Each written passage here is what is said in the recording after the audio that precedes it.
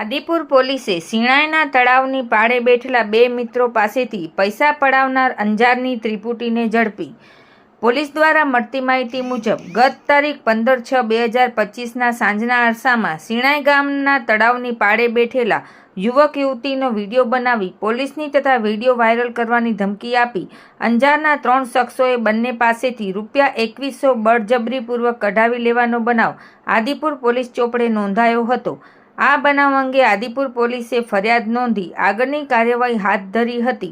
દરમિયાન આજરોજ આદિપુર પોલીસે પેટ્રોલિંગ દરમિયાન બાતમીના આધારે હ્યુમન સોર્સ તેમજ ટેકનિકલ માધ્યમથી અનડિટેક્ટ ગુનાના અંજારના આરોપીઓ અનીસ ગુલ મામદ જત, સલીમ કાસમ રાજા અને સાબાન મામદ કકલને મુદ્દામાલ સાથે પકડી રોકડા ₹2100, એક મોટરસાઇકલ અને 3 મોબાઈલ સહિત કુલ ₹77,100નો મુદ્દામાલ હસ્તગત કરી આરોપીઓ વિરુદ્ધ કાયદેસરની કાર્યવાહી કરી છે.